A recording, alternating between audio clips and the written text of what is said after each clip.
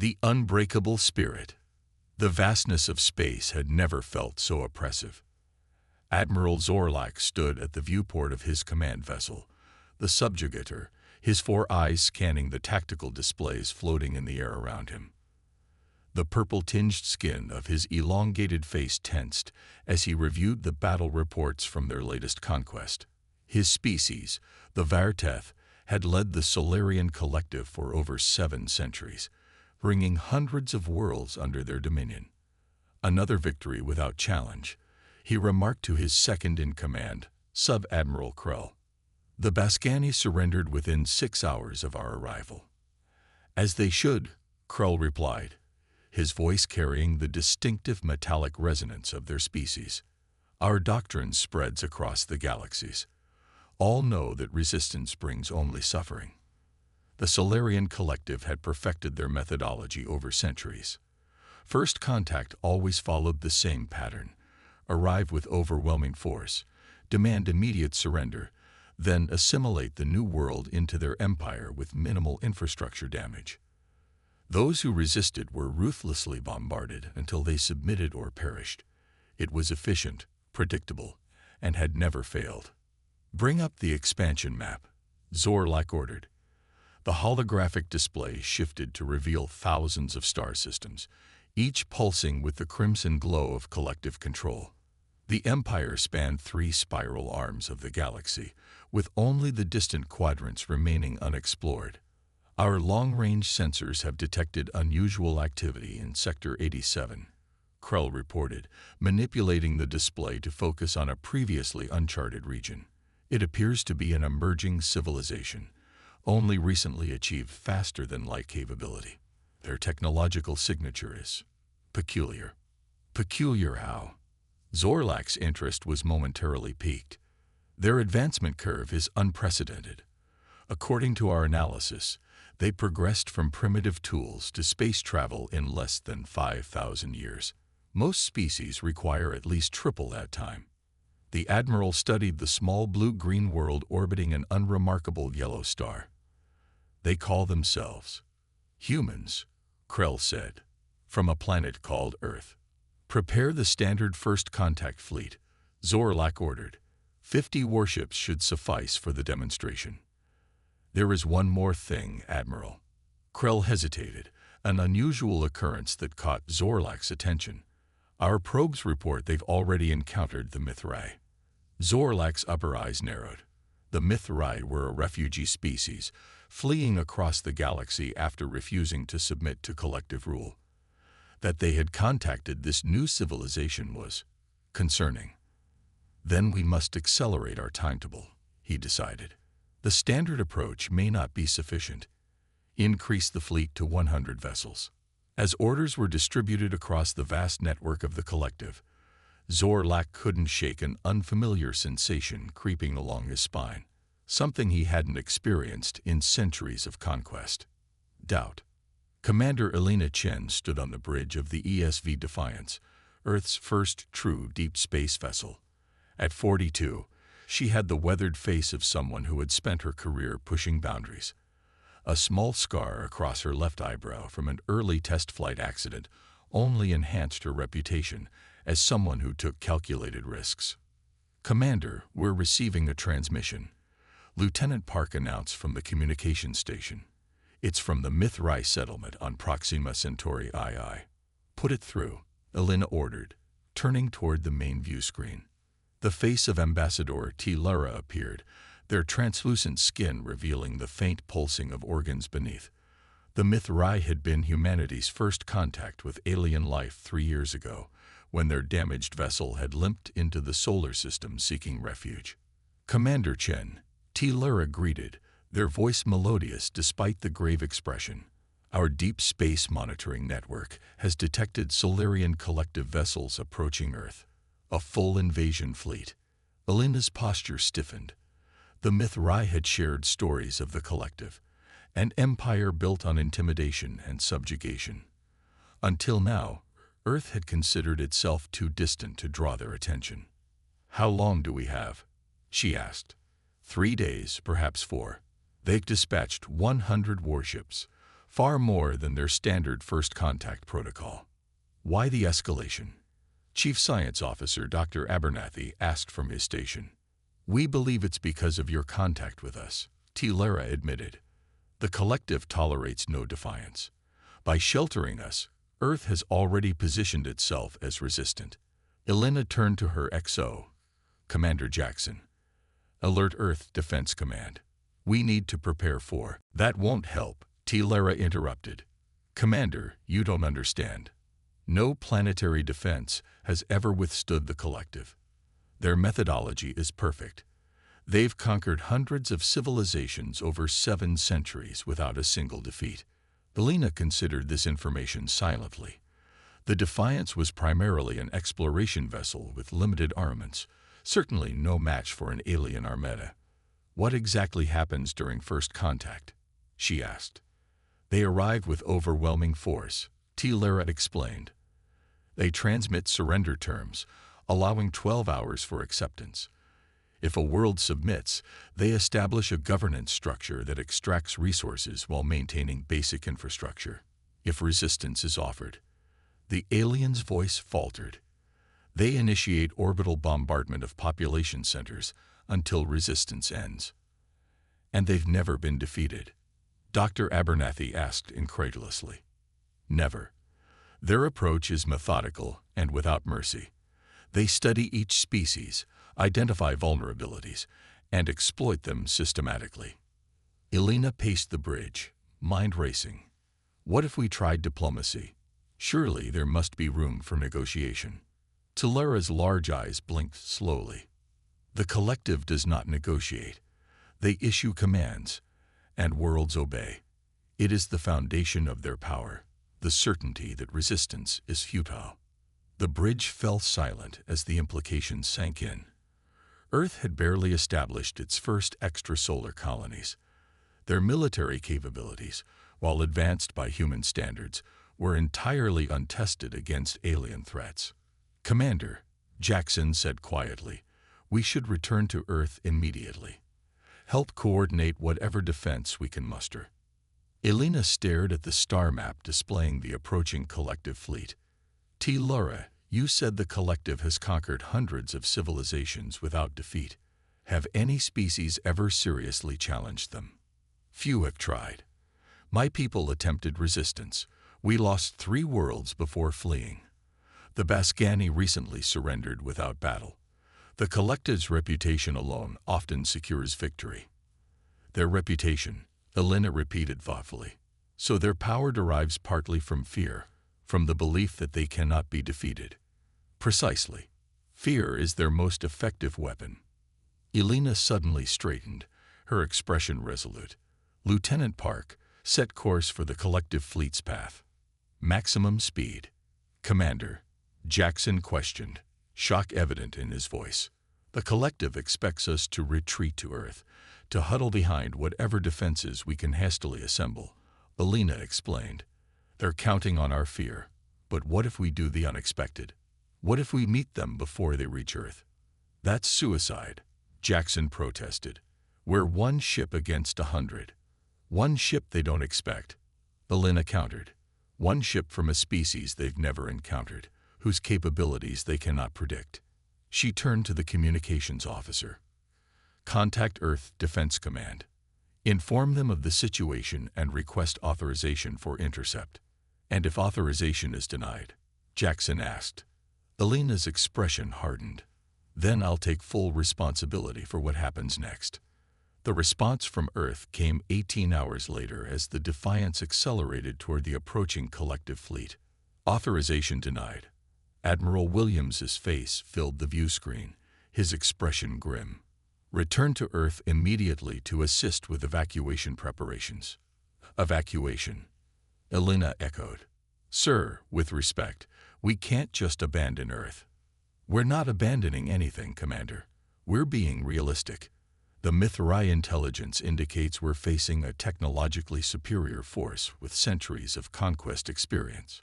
Our best option is to evacuate as many people as possible to our colonial outposts. Elena leaned forward. Admiral, the collective's power is based on predictability. They expect fear, submission, or futile resistance. What they don't expect is a single ship meeting them halfway. And what exactly do you plan to accomplish with one ship, Commander Chen? Uncertainty, she replied simply. Their entire empire is built on certainty, the absolute conviction that their approach works every time. One unpredictable encounter could disrupt that foundation. Admiral Williams sighed.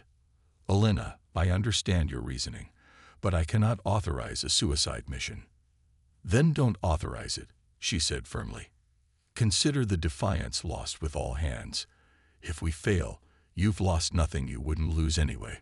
If we succeed, even partially, Earth gains precious time. The Admiral was silent for a long moment. You realize this constitutes mutiny? I do, sir. Another pause.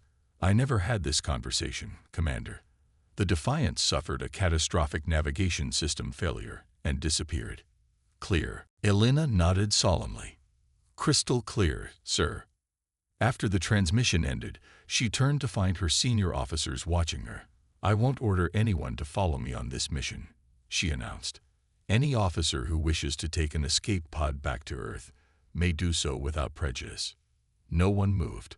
Jackson stepped forward. What's the plan, Commander? Elena smiled grimly. Something the collective hasn't seen in 700 years. Innovation. 3 days later, the Defiance hung motionless in space, directly in the path of the approaching collective fleet. They had powered down all non-essential systems, presenting a minimal electromagnetic signature. They detected us, Park reported from sensors. Lead vessels altering course to intercept.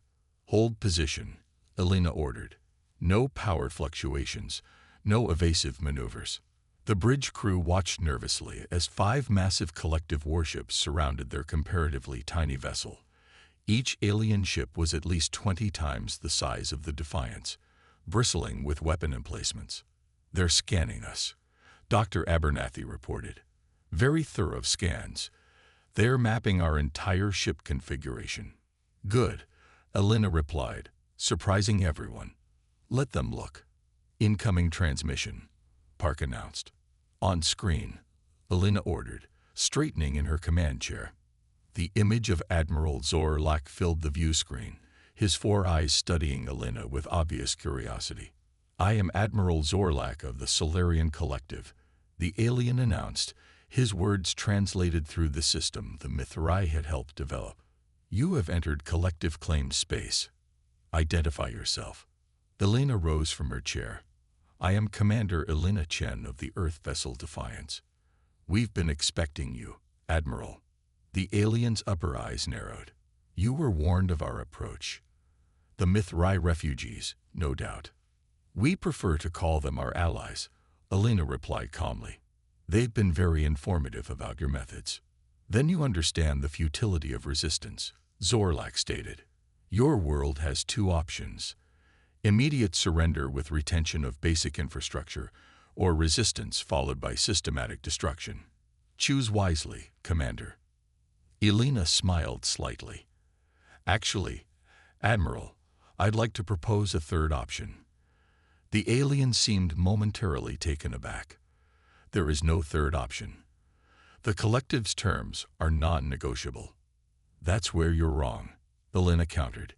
You see, humans specialize in 3rd options. We've studied your conquest methodology carefully, and we've identified its fundamental flaw. Flaw. Zorlak's voice carried a note of genuine surprise. Our approach has succeeded against hundreds of species across 7 centuries. Exactly, Elena said. And that's the flaw. You've stopped evolving. Your success has bred complacency. The Admiral's expression hardened. You speak boldly for someone commanding a single vessel against our armada. Single vessels can change history, Admiral, particularly when they carry something unexpected. Elena nodded to Dr. Abernathy. Now would be good. The science officer pressed a sequence on his console, and throughout the Defiance, specially designed emitters activated. On the collective ships, alarms suddenly blared. What is this? Zorlak demanded, his composure slipping as officers rushed about behind him. That, Alina explained calmly, is a demonstration of human innovation. Your shields are currently experiencing a harmonic disruption pattern, something your systems have never encountered because it's specifically calibrated to the quantum frequency your technology operates on. Impossible, the Admiral hissed. How could you? The Mithrai provided basic information about your technology, Alina explained. We did the rest. Humans excel at finding weaknesses in supposedly perfect systems. She leaned forward. Now, Admiral, shall we discuss that third option I mentioned? Because I guarantee it's the only one where your fleet doesn't experience catastrophic shield failures within the next 10 minutes. As the first part of her plan unfolded, Alina knew the real test was still to come. The collective had never faced genuine resistance in centuries. Their reaction to this unexpected challenge would determine everything. One small ship against an empire built on fear. One crew of humans demonstrating what their species did best: adapting, innovating, and refusing to accept the impossible. The battle for humanity's future had just begun. A new paradigm. Admiral Zorlak's four eyes blinked in rapid succession, a sign of extreme agitation among the Vartef. The command deck of his flagship hummed with urgent activity as officers scrambled to counter the unexpected shield disruption. Impossible, he muttered again, staring at the human commander on his view screen. No species could have developed countermeasures to our shield technology so quickly. That's your first misconception about humans, Alina replied calmly. We thrive on solving impossible problems. Status reports flooded in from the surrounding vessels. 3 had already experienced partial shield failures, leaving vulnerable sections of their hull exposed. The human vessel, this Defiance, remained unthreatening in appearance, yet had somehow upended centuries of collective technological supremacy in a matter of minutes. What are your terms? Zorlak asked, genuine uncertainty in his voice for the first time in decades. Simple, Alina responded. The collective will immediately withdraw from Earth space and recognize our sovereignty. Furthermore, you will cease your campaign against the Mithrai and any other species currently resisting your rule. The Admiral's upper lip curled back, revealing serrated teeth. You speak as if you've already won, Commander. One clever trick does not constitute victory. We have 95 additional warships that could obliterate your vessel with a single volley. True, Alina acknowledged, but not before we transmit the specifications for a shield disruptor to every world in your path. This technology can be rapidly adapted by any moderately advanced civilization. She paused. Imagine facing this same disruption on every front, Admiral. How quickly would your perfect empire crumble? Zorlak's face darkened to a deep purple. You would not survive to send such a transmission. We already have, Dr. Abernathy interjected, stepping into view beside Alina. Quantum entanglement communication. The data transmitted instantly when our disruptors activated. Your sensors couldn't detect it because the technology operates outside the spectrum your systems monitor. This was, of course, a calculated bluff. The Defiance possessed no such communication capability, but the collective had no way to verify this claim, and therein lay its power. You're lying, Zorlak said, but uncertainty had crept into his voice. Am I? Alina challenged. You've conquered hundreds of worlds, yet you never encountered quantum entanglement communication. Perhaps that's because the collective destroys innovation. You force conformity, which might make for efficient conquest, but results in technological stagnation. She gestured to her crew. Humans are different. We're chaotic, unpredictable, and endlessly creative. Your methodical approach works against unified, predictable resistance. We are anything but predictable. On the bridge of the Subjugator, Sub-Admiral Krell approached Zorlak, speaking in their native tongue. Admiral, engineering reports the shield disruption is spreading. They cannot isolate the frequency. It keeps adapting. This was another aspect of human ingenuity. Dr. Abernathy had designed the disruptors to randomly shift frequencies, preventing the collective systems from developing countermeasures. Zorlak muted the transmission to the Defiance. "Prepare all weapons. We will destroy this vessel before." "Admiral," Krell interrupted, behavior that would normally merit severe punishment. "Long-range sensors are detecting multiple approaching signatures. They appear to be Mithrai vessels." "Impossible. The Mithrai have no military fleet." "These don't register as military," Krell confirmed. "They appear to be civilian vessels, retrofitted with unknown technology." Zorlak reactivated the transmission. "You've allied with the Mithrai." Elena nodded. "We share our shield disruption technology with them. They're quite innovative themselves when given the opportunity." This was the second part of her gambit. The Mithrai had indeed been working with human engineers, adapting Earth technology to their vessels. While they couldn't match the collective's firepower, they didn't need to. They only needed to create uncertainty. "Your options are diminishing, Admiral," Elena continued. "You can retreat now with your fleet intact, or you can witness the beginning of the collective's downfall." Zorlak's face contorted with rage. "The collective does not retreat. We have never retreated." "Then today will be historic for multiple reasons," Elena replied. "Lieutenant Park, prepare to execute Protocol Omega." "Wait," Zorlak commanded. "What is Protocol Omega?" Elena smiled slightly. "Something you should hope you never discover, Admiral."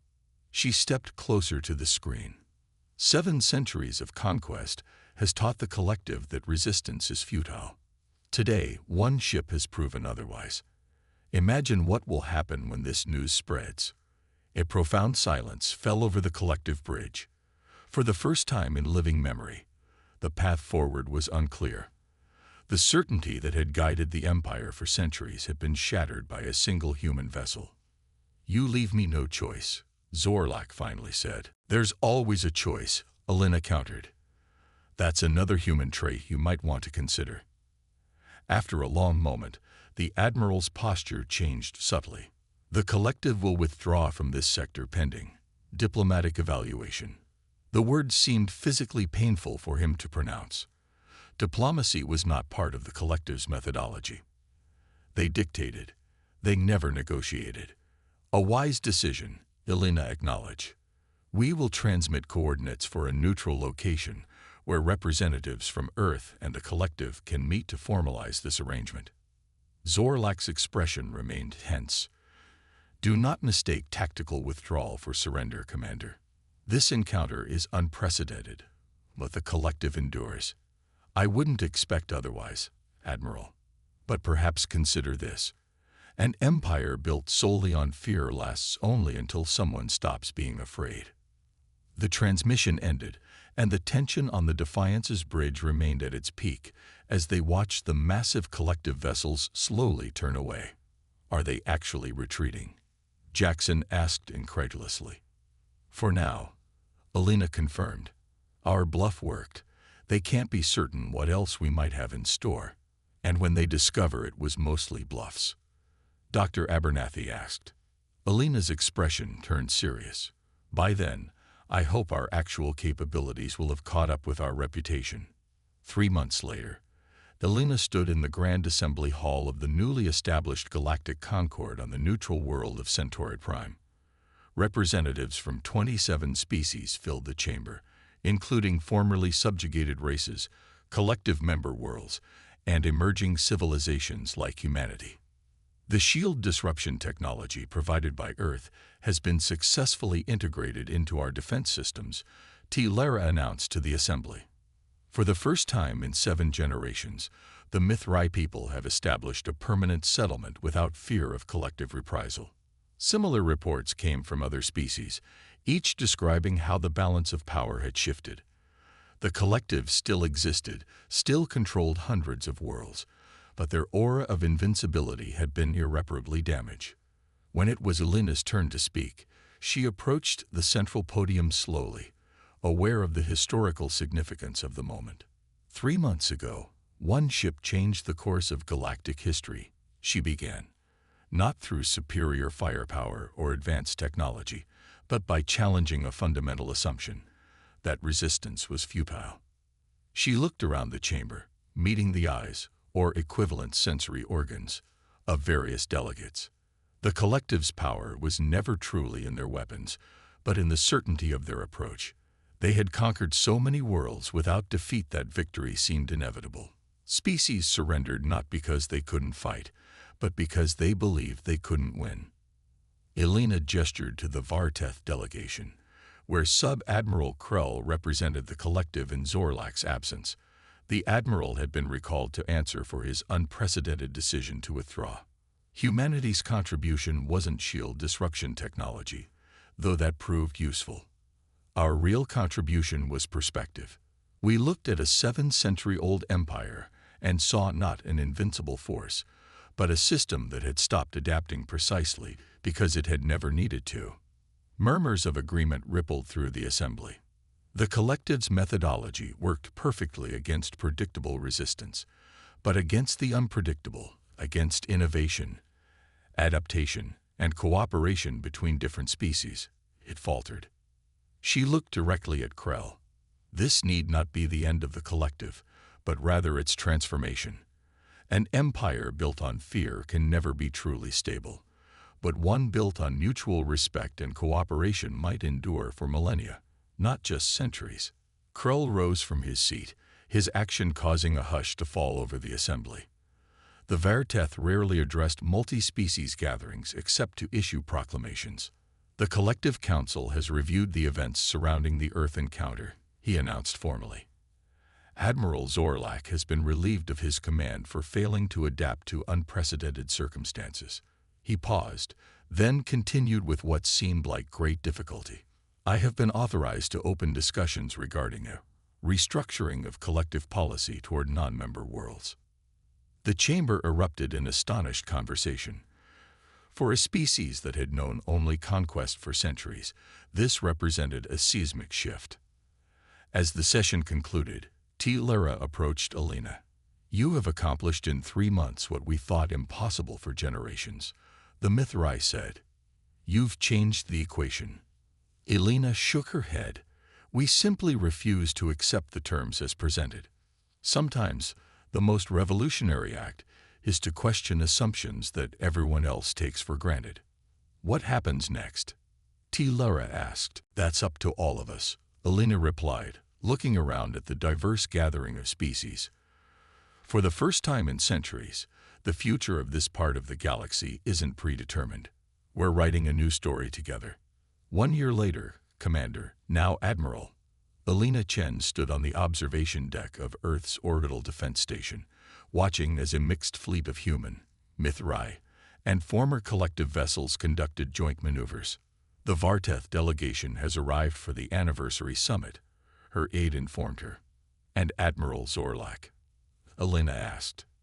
Accompanying them, as requested. He's been reinstated to a diplomatic role. Elena nodded, satisfied. She had specifically requested Zorlak's presence, not to humiliate him, but because his perspective remained valuable. 7 centuries of conquest had taught the collective much about different species, knowledge that could now be repurposed for cooperation rather than subjugation. As she prepared to greet the delegation, Elena reflected on how dramatically the galaxy had changed in just 1 year. The collective still existed but had transformed into something more akin to a federation, with member worlds given increasing autonomy. Former enemies were now cautious allies, united by the common goal of stability without oppression. Not all transitions had been peaceful. Several collective military commanders had refused to accept the new paradigm, attempting to maintain the old ways of conquest. These rogue elements had been surprisingly contained not by human intervention, but by joint operations between reformist collective forces and formerly subjugated species. The doors to the observation deck slid open, and Zorlak entered, accompanied by several aides. His posture was stiff, his pride evidently wounded, but he offered the formal greeting gesture of his species. Admiral Chen, he acknowledged. Your invitation was unexpected. I believed it important for you to witness the results of our encounter. she replied, gesturing toward the view screen where the joint fleet continued its exercises. Zorlak observed silently for a moment. "You've restructured the power dynamics of 3 spiral arms in a single year," he finally said. "Impressive, if somewhat disruptive." "Change often is," Elena agreed, "but necessary. The collective's methodology created stability through fear, but at enormous cost." "And your alternative?" he challenged. "Chaotic cooperation between disparate species with conflicting interests. How long before that system collapses?" Elena smiled. "That's the wrong question, Admiral. Systems inevitably evolve or collapse. Nothing remains static forever. The real question is whether we can build something adaptive enough to evolve peacefully rather than through conquest." Zorlak's upper eyes narrowed. "You humans have a curious perspective. You're so young as a species, yet you speak as if you understand the complexities of galactic governance better than those who have managed it for centuries." "Not better," Elena corrected. "Just differently. Your species created an incredibly efficient system for a particular goal: maintaining control. We're simply proposing different goals: mutual advancement, shared discovery, collaborative security." She turned back to the viewport. "The collective achieved something remarkable: unity across hundreds of worlds. That foundation doesn't need to be destroyed, just repurposed." Zorlak seemed to consider this. "Your species remains an anomaly, Admiral Chen. In all my centuries, I've never encountered a people so willing to challenge established paradigms." "That's our greatest strength," Elena replied, "and perhaps our greatest gift to the galaxy. Not shield disruptors or quantum technologies, but perspective. The ability to look at something that has existed unchanged for centuries and ask, what if?" As they stood watching the combined fleet, vessels from species that had been mortal enemies just a year ago, now maneuvering in perfect coordination, Elena reflected on how it had all started. One ship, facing impossible odds, refusing to accept the rules as given. The story of the Defiance had spread across hundreds of worlds, becoming legend in some places. How a single human vessel had stood against an empire and changed the course of galactic history not through superior firepower, but through innovation and unpredictability. It was a new chapter for all species involved, a future not dictated by fear and submission, but shaped by cooperation and adaptation. And it had begun with a simple, quintessentially human decision: to defy the impossible.